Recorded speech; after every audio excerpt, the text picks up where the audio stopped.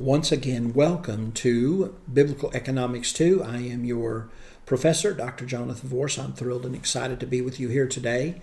As always, we're going to go ahead and open in prayer and ask the Lord to help us. So if you would, please join with me in prayer. Heavenly Father, we come to you today. We are so grateful for your love. We thank you that your word instructs us and guides us and gives us quality advice on our life. I pray that you would help us, that the Holy Spirit would teach through me today. We surrender ourselves to you for your work. I pray that our understanding would be enlightened and that we would be motivated to put into practice the things that we are learning today. In Jesus' name, and everyone said, amen. As I said, once again, this is Biblical Economics 2, CBCS 207. At the time of this recording, we are in the Week 2 module, and today we are going to spend the entire time talking about credit scores, how to build the credit score, how to repair credit scores. We're going to give you some advice, some of it coming from experts. We're going to give you some of that advice. And obviously you have your curriculum before you. We're going to ask you to read it in its entirety. We also want to ask you to continue reading your textbook and get it read in its entirety. And then put to practice many of the things that you see there, the things that you feel are applicable for you in your life. Now, once again, our course objective is looking at building a good credit score, credit repair, guides to investing versus debt, and many other practical strategies to help us live a victorious, financial, and stable life. We will include personal input to help guide and encourage you on your journey to financial freedom. So we're going to begin today by talking about repairing your credit score, repairing your credit score. Now, just let me say this in the very beginning. Life happens. Life happens to all of us. It would be wonderful if all of us could be born with a silver spoon in our mouth, never have to worry about finances, never have to make investment decisions around finances to help us have a better quality of life. However, for the majority of us, that's not how we were born. But we have the opportunity and the ability to make choices and to make decisions that can greatly reduce the times of poverty in our life and can move us toward prosperity and put us on that journey to prosperity. So I want to encourage you today. I want to encourage you to pay attention to what we're talking about. A credit score is very important. Credit scores, even if you're not going to have much credit, it still can keep your insurances down. The Bible said a good name is rather to be chosen than great riches, and so it can help greatly in your reputation. So life happens to all of us, and sometimes if we don't watch it, we get in trouble with our credit. And in those cases, we need to repair our credit score. Now, credit score, by definition, is a number between 300 and 850 that depicts a consumer's credit worthiness. The higher the score, the better a borrower looks to potential lenders. A credit score is based on credit history, the number of open accounts, the total levels of debt, repayment history, and other factors, debt-to-income ratio, etc. We find that in Investopedia. That definition is given to us out of Investopedia. Now, if we're going to discover whether we need to repair our score or not, then we first have to know what that score is, and in order to know what that score is, we need to obtain our credit report. Now, there's different places that you can order your credit report from. Sometimes your bank will provide that for you. At other times, you can just go online. And I put this down here. myfico.com is a place where you can go. And there's Experian, there's TransUnion, there's Equifax. Those are the three main ones. And you can order your score from them. And so if you want to increase your credit score, then you first need to start by getting your credit report. And so you contact them, you pay a small fee, and instantaneously, most of the time or very close to instantaneously, you can receive that report. Now, there are other ways that you can get it. Maybe if you go to buy a car, maybe if you go to buy a home, and they run your credit report, then a lot of times they will send that to you and let you know what your credit report looks like. Now, there's different types of credit reports for different things. Let's see if I've got my phone here with me. I just want to share with you some of these. You have the mortgage version, you have the automobile version, you have the credit version. Let me pull some of these up here on my phone to try to share with you. It's pulling up here. Just a moment here. All right. You have it's still circling here. We're going to get it. Okay. The FICO scores, you have like score number 2, you have like score number 8, and the score number 2 would be more like your mortgage. Then different automobile companies use different types of scores. Some use score number 8, some use score number 2. Then you have the bank card scores, which would be for like credit cards and whatnot. And some of them use 8, some use 3, and some use 2. And so this is one thing that I did not know in the very beginning, and so that's why I'm sharing it with you, is a lot of people, especially if they don't know very much about credit at all or scores at all, a lot of people do not know that there is more than one credit score. They think just one credit score for Experian and TransUnion and Equifax, but they don't know that there's like score 8, score 9, score 2, score 3. They don't know there's a different score for mortgage, automobile, credit. And so the mortgage version is the version that most lenders use when a person applies for a mortgage. The automobile version, and there's usually a couple of those, is the one that most lenders use when a person applies for an automobile.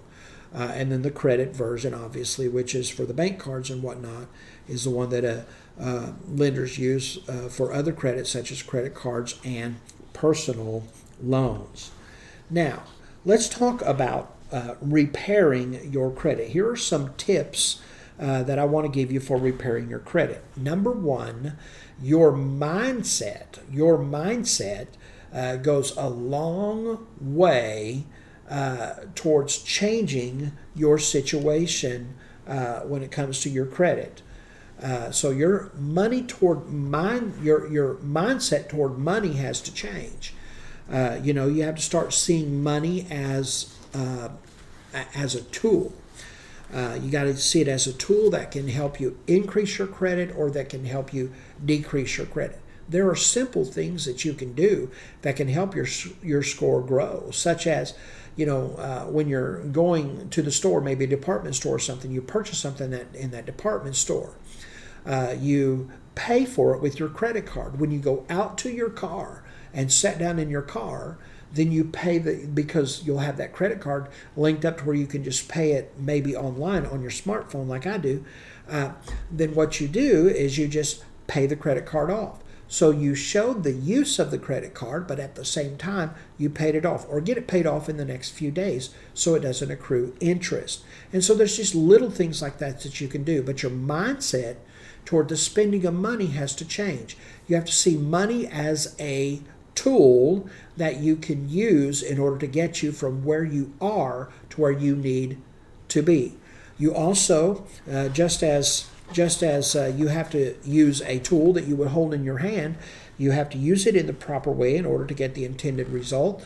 You have to use your money in the proper way in order to get an intended result. You don't take a hammer and use it to screw in a screw. You need a screwdriver to do that. You take the hammer to drive a nail.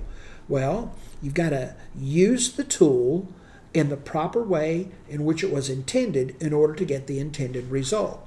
And so you have to see your money as a tool that needs to be used properly in order for you to get the intended result. So your mindset concerning the proper use of money needs to change. And then think about paying more. If you have extra money to pay more than the bare minimum on your debt, then you should do so. Did you know that especially at the beginning of a mortgage, most of the interest is stacked up at the beginning of the mortgage?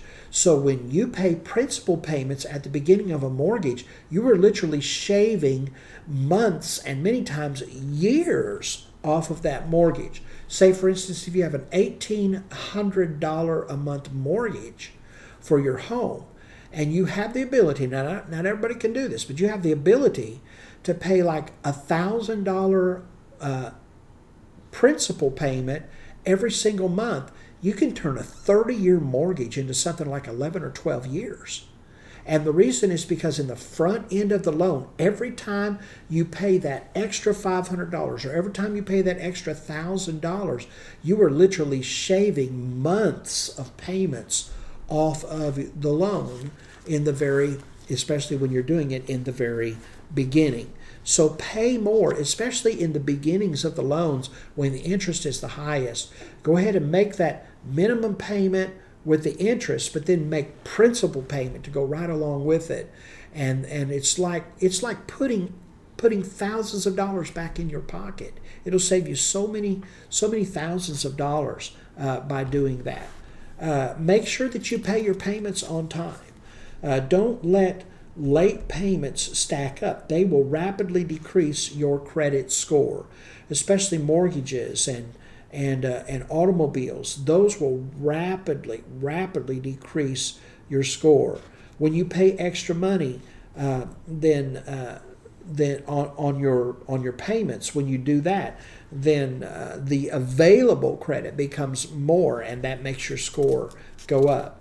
If you use up most of your credit limit on your cards, it dramatically decreases your score. So you don't want to do that, do you? You don't want to just max your cards out. Another thing that you can look at is having a payoff strategy. You need to take a look at your cards and make up your mind which card that you should pay off first. You should pay off any maxed out cards first, especially those that have very high interest rates. So try to avoid reaching the credit limit on any of your cards. Having a card maxed out on your credit report does more damage than a card that has 90% of its credit limit in use. And you sure don't want to go over the limit. So try to pay down the higher balance cards first before dealing with others, as they can hurt your score when left to linger. Paying off a small limit balance on a card may build up your confidence in paying all your credit cards off. So use discernment and pray about which cards that you should pay off first. And also study. Take a look at it and just use common sense. Now, another way that you can repair your credit is by finding errors that's on your credit report. You can dispute an error on your credit report, and a lot of times they can go back. Say, for instance, if your mortgage, back in the coronavirus time or whatever, there's a lot of people that I'm trying to think of what it was called, but they put their mortgage, the mortgage companies let them kind of set aside their mortgage just a little bit and just pay like the interest on it or whatever. And then they put it in variance or something. I can't remember what that's called. But anyways, they put it over there. And then they said it wouldn't hurt the score. And then when times got better and, they put it in it for like 3 months or 6 months. And a lot of times they would extend it to try to help people get past, maybe not being at work and things like that. And then they could take it and, it's called forbearance, by putting their mortgage in forbearance. And then when the forbearance ends, then it just goes back to the regular payment. And that wasn't supposed to hurt the score. Well, if you see on your credit report that you have some missed payments back then, you can dispute that. And you can write, we did not miss our payments, we were in forbearance. And then they'll go back, and a lot of times, if that mortgage company offered you forbearance and you signed up for it and took it, they'll fix it, and that'll bring your score back up. So there's a lot of mistakes that are made on people's credit that people don't know anything about. And so you want to make sure that you look at your credit at least every quarter. I look at mine every month, but you want to look at yours every quarter if possible. And once again, now, this is not investment advice. This is just stuff that we've learned, and obviously some of this is in this book. And so you need to check out for those errors. So you can get errors. They can be corrected. You can get those things removed from your credit report. Also, having more credit available is something that will increase your score. So you might want to look at getting a secured credit card. And so what you do with a secured credit card is you have to make a deposit, $500 or $1,000. Find a bank that'll let you do that, $500 to $1,000, and you buy or you borrow against that $500 or $1,000 that you have there. And so in so doing, they report to the credit bureaus, and it makes your score go up. Now, here's a big question. Should we co-sign on a loan?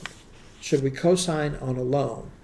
Well, the answer is generally no, but there may be a few exceptions, like helping your children get established or assisting a close friend after a traumatic experience. But here's something that I want you to understand. When you co-sign on a loan, then your credit is at risk, and it is at risk at that person paying or not paying. Sometimes there's a reason why that person needed a cosigner. And if that person needed a cosigner because they didn't pay their bills, then that could put your credit at risk. So generally, I tell people most of the time the answer to co-signing needs to be no. But if you're helping your children get established, or you have a friend that went through a traumatic experience, maybe they went through a bankruptcy or a difficult time or the loss of a job or something like that, and they have a track record of paying their bills, but they had that down slump, then you might want to try to help them. But you really need to be very prayerful about that. You really need to be very prayerful about that and ask God if that's something that He really wants you to do. All right, well, let's go ahead and take a little bit of a break here. Obviously, there's more in the curriculum that you need to be reading and maybe have a discussion. But let's take a little bit of a break here, and I'll be back in just a few more minutes. God bless.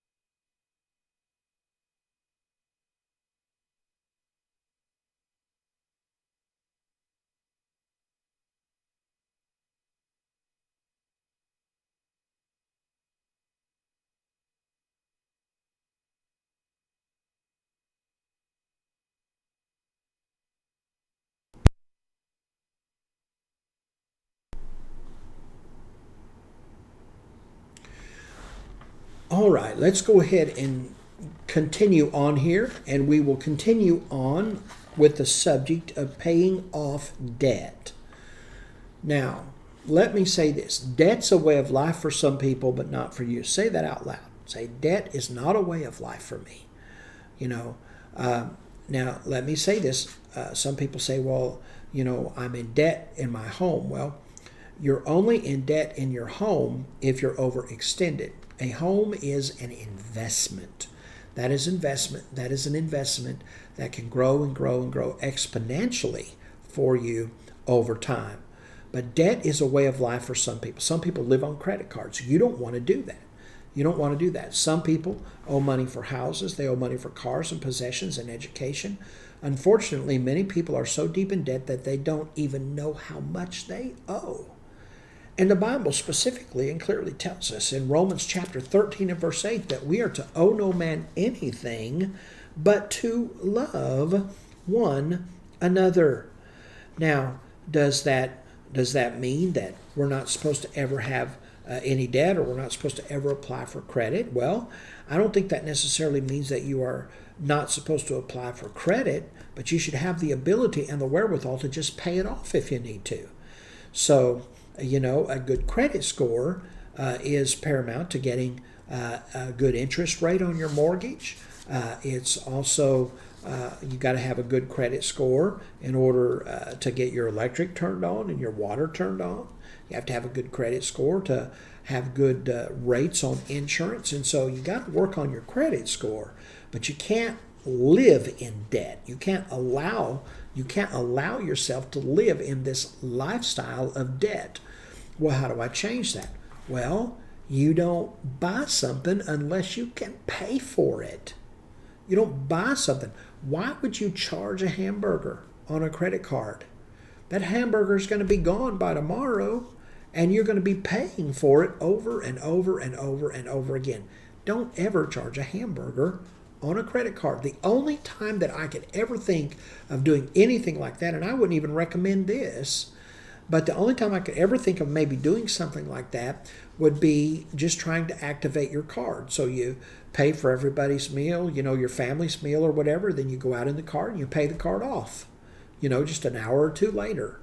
That's the only reasonable reason why I would think that you could pay, that you would need to pay for a hamburger on a credit card. Well, I can think of one other reason. If you're a business person and you need to track your receipts, a lot of times it's better to just charge those types of things on one credit card and pay it off at the end of the month, and then you have all those receipts in one place, and it makes it easier to keep track. But let's talk about attacking lack. Let's talk about not living in debt. Let's talk about understanding that we don't have to live a debt lifestyle. The Bible says in Proverbs 22 and verse number 7 that the rich rule over the poor and the borrower is servant to the lender. Let me share something with you before we get to talking about this here. When we first came to the church that we are currently pastoring, it was kind of downtrodden, and there wasn't very many people left here. It had been in existence for quite some time, but there wasn't very many people left. And so when we got here, we found out that the church had debt. And we found out that one of the things that they had done is they had borrowed money from an elderly lady in the church, and that lady had graciously loaned several $1,000s to the church. One of the first things that I did was I went and got a loan to pay that lady off. And in the process of that, we were able to do some renovations and whatnot.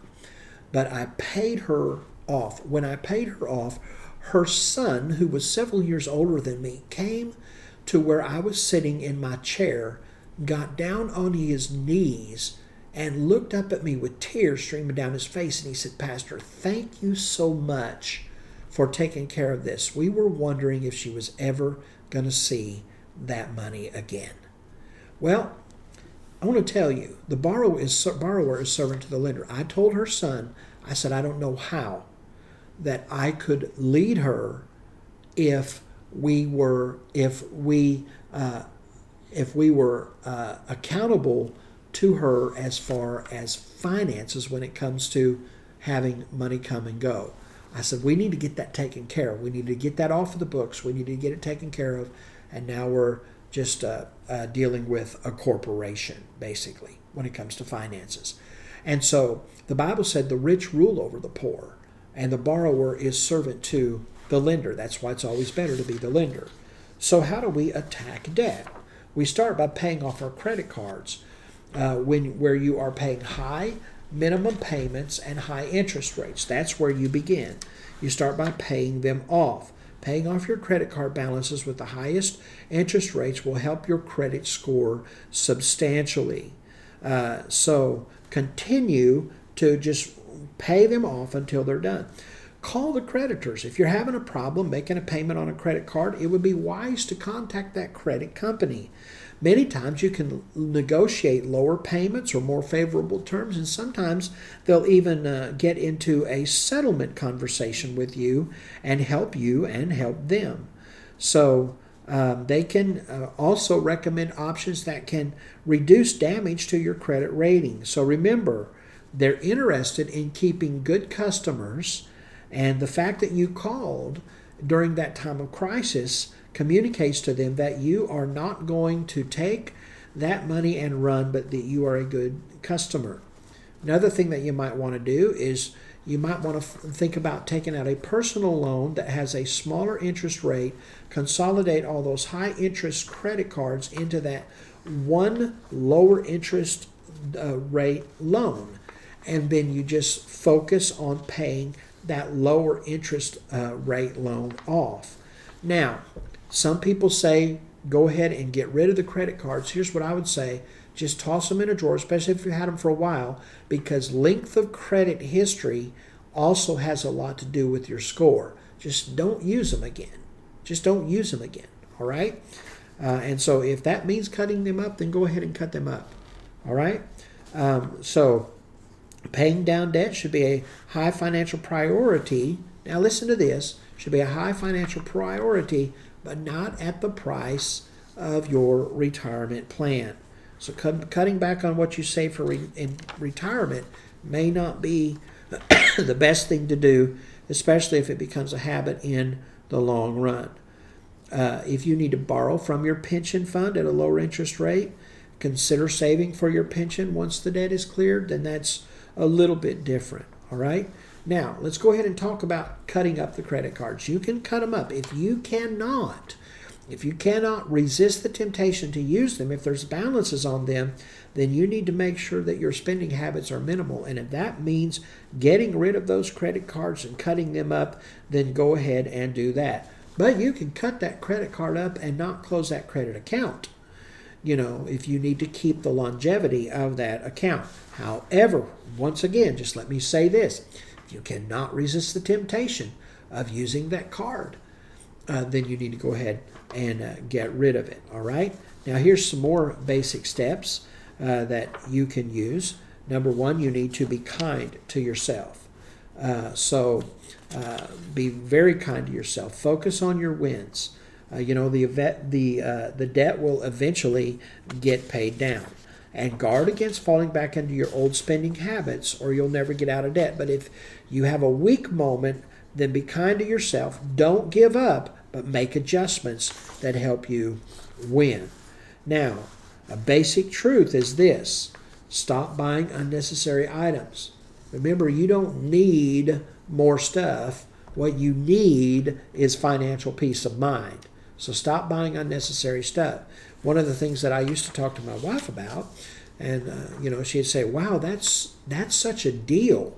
That's such a deal. We should do that. That's such a deal." And I would ask her, I would say, and this is when we were coming out of debt, I would say to her, "It's not a deal if we don't need it. I don't care if it's 1/3 of the original price. If we don't need it, it's not a deal for us." And so, you got to think about those things. Keep it simple. Our human nature tends to purchase things that we don't really need. So keep things simple. Now here's a big one. Follow a budget. Follow a budget. Know how much money is coming into your account and how much money is going out of your account. Set aside money for unforeseen emergencies so you do not go into default. So budget. A budget is not a bad word. Budgeting will significantly increase the probability that all of your bills will be accounted for and paid at the end of every month, and they will help you. Budgeting will help you keep your score intact. Now, here's a good scripture. Teach your kids how to do this as well. The Bible said to train up a child in the way they should go, or that he should go, and when he's old, he will not depart from it. Some people say, well, I was never taught these things, so I don't know how to do the things that you're talking about. Well, you're learning now. And so break the generational curse of poverty off of your family's life by teaching your children the principles of good finance and teach them how to have good credit. Now we're going to continue talking about working on your credit score.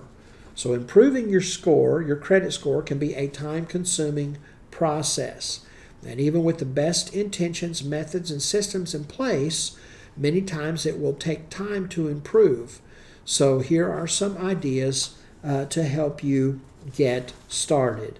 Number one, you need to gauge your income.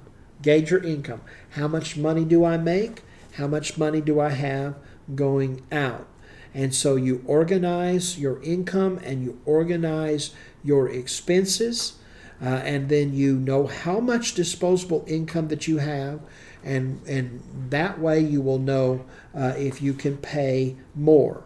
So once you have a budget in place, keep a record of those expenses that you made throughout the week to help reduce costs and to help reduce overspending, and you will get out of debt quicker. I think one of the biggest mistakes that people make when they are trying to get out of debt is they eat out all of the time.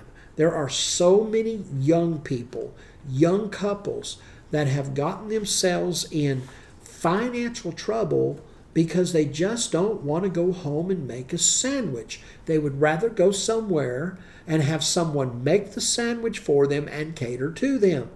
Why not just go home and make a sandwich? First of all, you're probably going to be a lot healthier.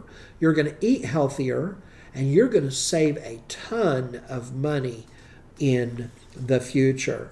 And so when you start budgeting, you will find out where the majority of your money goes. And I will guarantee you, if you're deep in debt, most of the time, a lot of your money goes to eating out. Now, pay your bills on time. Be responsible. God's Word teaches us that we should pay our bills. So if our goal is to increase our score, then we should try not to add extra negative stuff to our credit. And one of the ways we do that is we make sure that our bills are paid on time. We select a day out of the month to pay our bills. We keep a calendar to record all of our billing dates, and we make sure to pay all monthly bills that come in the mail as soon as they arrive. You don't have to wait until the due date to pay that bill. If it comes in the mail, if it comes in your email, pay it right then if you can. If you find yourself short on money to pay off monthly invoices, call the company, ask for an extension or a payment plan. The third thing that you can do to work on your credit score and to move you from poverty to prosperity is to save money. Have a savings account. Cover at least 3 months of worth of bills, but it would be better if you could cover 6 months to a year of those bills. I know some people that have saved up and they have 18 months worth of money setting back to pay their bills. Now, it might be disadvantageous or might not be as advantageous to have any more than that. You probably should be investing if you have more than that. Then there's loan cards. If you want your credit score to go up, it's not wise to get rid of all your credit cards at once. If you close too many of them at once, it will definitely make your score go down. So you need the length. Once again, I've mentioned this a couple of times. You need the length of credit, the time of credit to be long on your name, and that helps your score go long. So maintaining long lines of credit makes your score go up, helps maintain it. Then you need to manage your credit cards. So execute expenditures that can be satisfied right away. Another good way to do this is maybe just, set up your water bill to be paid off of one of your credit cards, or your electric bill to be paid off of one of your credit cards, and then pay that credit card by the end of the month so you're not paying any interest on it. And in that way, you've kept it going, and at the same time, you've paid off another bill in the process. Keep your balances low. Do your own research. Instead of paying a company for help, Just keep your balances low. You can increase your credit score without paying a company to do it for you.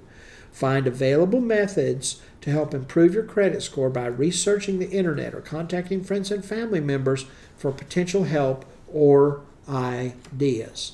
You want to keep your credit score low. Your balance is low. Hopefully, you can keep the majority of your spending under like 30% of your income. That would be great if you could do that. Then you need to learn about credit cards. Educate yourself about the credit cards. I'll guarantee you there are some things that you agreed to in the terms and the conditions of some of your credit cards that you have no idea that you agreed to. So educate yourself about the credit cards that you have and get to know everything you can about credit cards. Get to know about the strategies that different companies play to entice you to get into major debt. The Bible said that when it comes to the enemy that we are not ignorant of his devices. That means that we are not unlearned of his devices. We know how the enemy operates, and because we know how the enemy operates, then we know how to fight him. The same principle applies to debt. Debt is your enemy. It's the enemy of your finances. All right?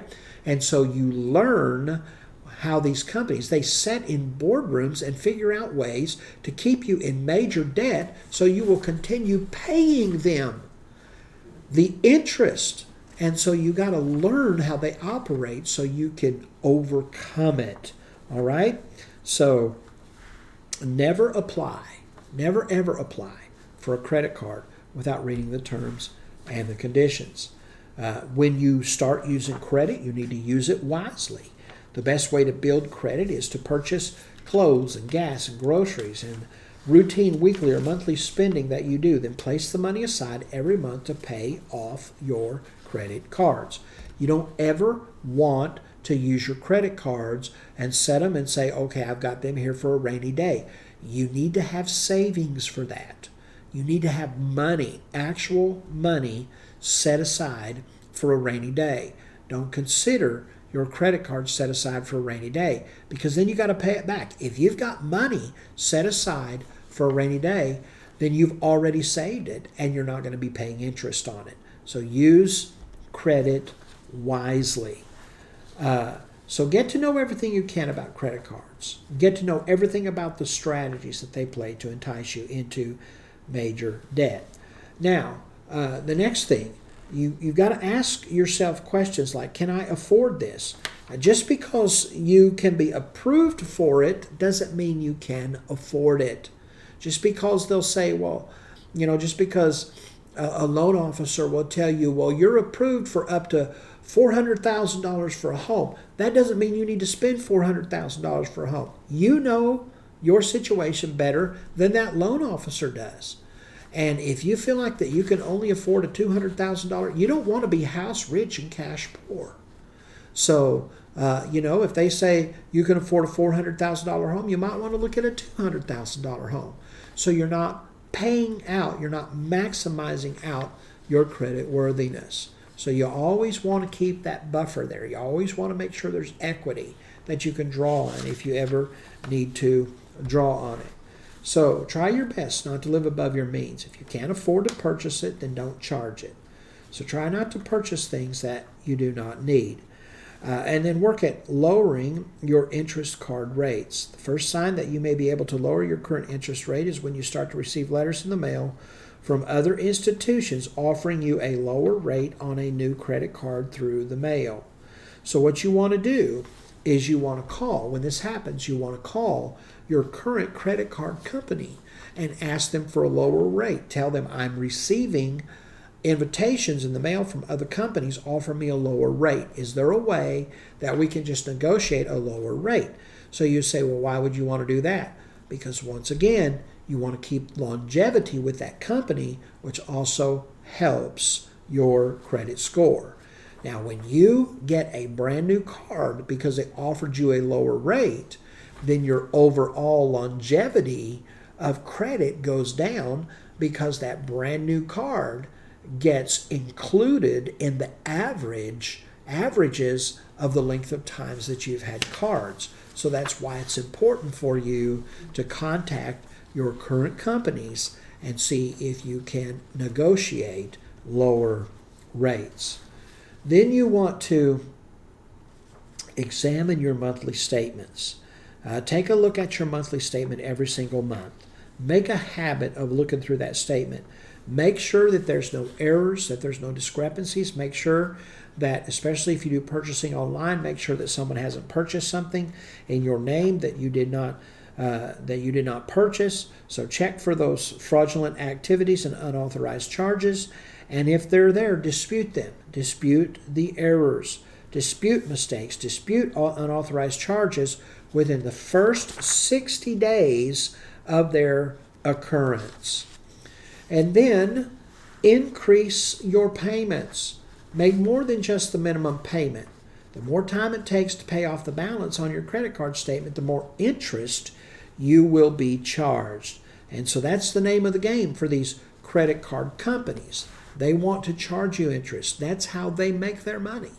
And so you have to be wiser than the average person, what we would call, when I was growing up, the average bear. You have to be wiser and then make sure that you try not to carry those balances too long. So your goal should be to pay off the principal as much as possible, which decreases the amount of interest that you are going to pay. Now, let's talk about your FICO score. Who determines your FICO score? Is it the credit bureau or the credit card company that is holding your account? The answer is no. The answer is there is a third party that is called the Fair Isaac Corporation. And that Fair Isaac Corporation is what determines your score. And so they weigh several parts of your credit report to determine your credit worthiness and decide your number. Many creditors use the FICO scores and base their decisions on whether or not to give you credit based on that score. And that score is a 3-digit number, and it's the determining factor for many lenders on whether or not you are a reliable risk or not. So not all lenders report to the very well-known 3 customer reporting agencies, CRAs, which would be Experian, Equifax, and TransUnion. Even if they did report to them, the results might appear different depending on the way that they measure your score. Now, with that said, there are 5 things that FICO bases your credit score upon, that the Fair Isaac Corporation bases your score upon. And those 5 questions are this: how much do you owe to the lenders? How much do you owe to the lenders? That's number 1. Number 2, how long is your credit history? That's number 2. How long is your credit history? Number 3, how does your payment record look? Have you been late? If you have been late, how many times have you been late? For how long were you late? Were you late 30 days? Were you late 60 days? Were you late 90 days? Is there a charge-off? Number 4, how much credit have you used? And I probably should have put how much credit have you used based on what you have available. So how much credit have you used of the available credit that is there for you? And then, this is a big one too, how much new credit do you have? So if you have a whole lot of new credit, then that could be a warning sign to a lending company that you are in financial peril. And they may say no because you are applying for so many new cards. So lenders may also use the FICO scoring system on a larger scale. So example, to categorize larger credit items such as student loans, credit cards, vehicle loans, house payments, equity lines, other lines, and personal lines. So your credit card or your credit score will decrease if you miss any credit card payments or you have any late payments. Now, let's look at what number is considered an excellent score. A credit score of 720 and above is considered an excellent score. A good score is between 680 and 719. An average score is between 620 and 679, and then a poor score or a subprime score is between 580 and 619, and a bad score, 500 to 579, means you can't even buy a broken bike at Walmart. All right?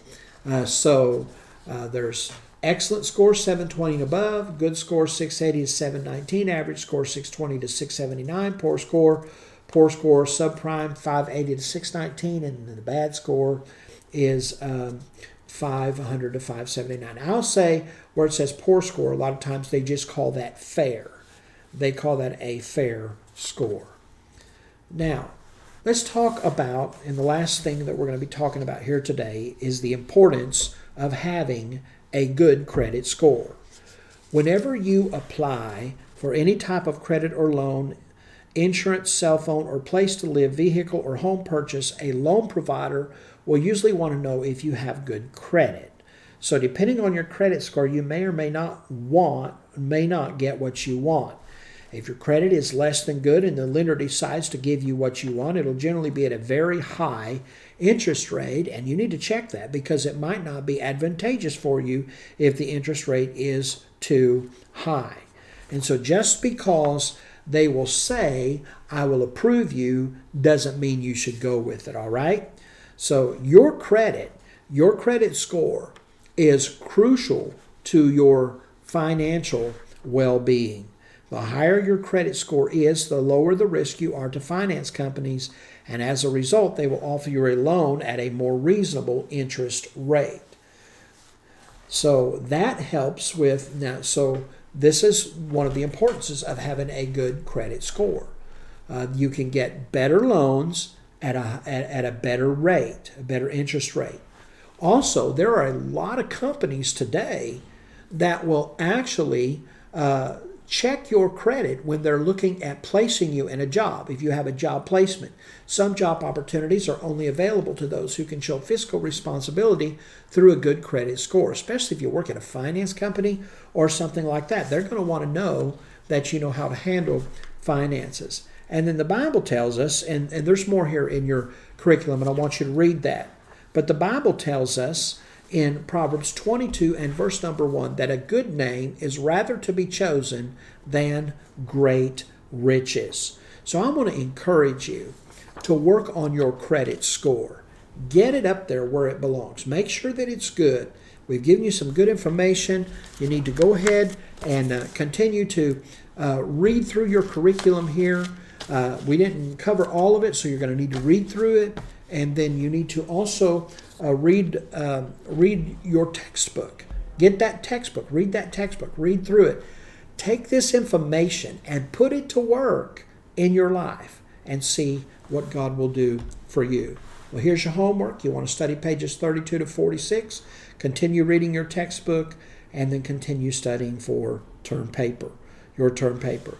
Once again, this is Dr. Jonathan Force. It's been a pleasure to be with you here today. And I look forward to being with you next week as we continue studying Biblical Economics 2.